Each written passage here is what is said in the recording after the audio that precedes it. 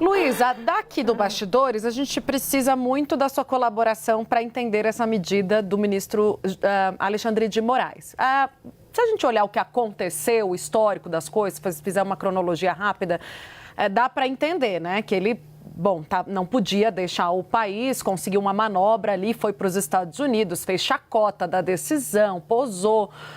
com o passaporte lá na Disney e tudo mais. Mas eu queria entender o fundamento da decisão do ministro Alexandre, a justificativa para esse senador continuar aqui no Brasil sendo monitorado. Seria o risco de fuga, já que ele saiu do país dessa forma, Luísa? Mais do que isso, aí a defesa vem a público, não diz exatamente o que, mas que pode tomar medidas judiciais cabíveis. O que está nesse cardápio de possibilidades também para o Marcos Duval, senador, se defender? Tainá, boa tarde agora, com calma para você e para o Uribe, para todos que estão conosco, uma boa semana para todo mundo. Tainá, dentro das medidas jurídicas cabíveis para a defesa, né, de Marcos Duval, a única coisa que me ocorre é a possibilidade de um recurso contra essa decisão, contra essa operação, apresentar um agravo, um recurso que a defesa possa ajuizar ali junto ao Supremo Tribunal Federal, para que isso seja avaliado eventualmente no colegiado, né, na primeira turma do Supremo, embora essa medida lá de agosto de 2024, ela tenha sido já referendada em colegiado, pode ser que a defesa tenha aí no radar a apresentação de um recurso para questionar essa decisão. Isso é a única medida jurídica cabível que estaria dentro ali dos trâmites legais, né? Agora,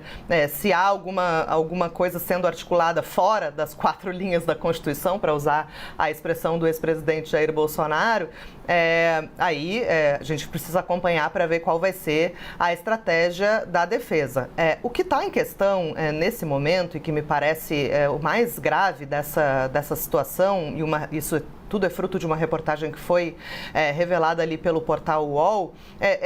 porque a Polícia Federal não apreendeu o passaporte diplomático lá atrás, em 7 de agosto de 2024, quando houve a operação que foi autorizada pelo ministro Alexandre de Moraes e que já previa desde lá, ou seja, quase um ano atrás, um ano praticamente, né? Estamos no dia 4 de agosto, já previa a apreensão do passaporte diplomático. Algumas fontes dizem que, na ocasião, a polícia foi cumprir os mandados de busca e apreensão e que Duval disse que não estava com seu passaporte diplomático naquele momento, mas,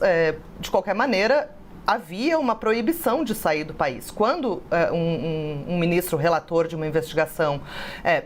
determina como medida cautelar a apreensão dos passaportes,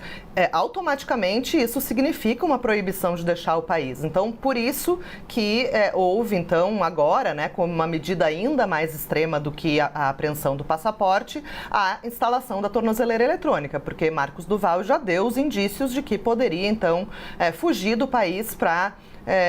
escapar, de alguma maneira, da aplicação da lei aqui no Brasil, na toada do que tem sido feito, né, pelo parlamentar, pelo deputado Eduardo Bolsonaro nos Estados Unidos, no sentido de que quer denunciar, né, o que ele considera serem supostos abusos do Supremo Tribunal Federal em relação a processos envolvendo o seu pai, o ex-presidente Bolsonaro, ele próprio, Eduardo, e outros aliados, né, do bolsonarismo, como é o caso do senador. Então é por isso que o Supremo tem aumentado o rigor com essa questão da tornozeleira, do monitoramento eletrônico e também dos passaportes, né? A gente viu, por exemplo, a deputada Carla Zambelli, que passou aí mais de um mês, mesmo na lista de difusão vermelha da Interpol, ficou praticamente foragida no exterior, na Itália, antes que pudesse ter sido capturada ali, né, presa pelas autoridades italianas. Isso tudo vem nessa esteira, né, de, como eu falei, aumentar o rigor por parte do Supremo Tribunal Federal. Isso é uma avaliação que é compartilhada ali entre os ministros, para evitar justamente novos episódios nesse sentido. Só para voltar no que eu falei no início dessa fala, Tainá e Uribe, a apreensão do passaporte diplomático, ela estava escrita expressamente na decisão que autorizou a operação em 7 de agosto de 2024. Não foi apreendido o passaporte diplomático por alguma eventualidade que não parece muito clara até o momento, né? Quem é que falhou, né, em manter esse passaporte diplomático nas mãos do senador? Afinal de contas, já havia essa determinação pela apreensão, mas de qualquer maneira, ele na posse do passaporte, de posse ainda do passaporte diplomático, ele não poderia ter utilizado esse passaporte porque a decisão era, como eu disse, expressa no sentido de proibir a sua saída do país, justamente para garantir que a investigação transcorra sem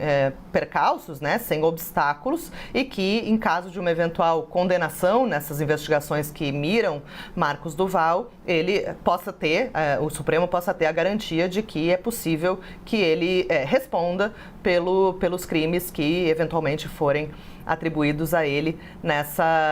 na condução, né, no desenrolar dessas investigações. Lembrando que Marcos Duval, só para concluir, é investigado por ter organizado também uma espécie de trama golpista ali para contestar o resultado das eleições de 2022 e tem também correlação com todos esses atos antidemocráticos que estão ali sendo investigados sob condução do ministro Alexandre de Moraes.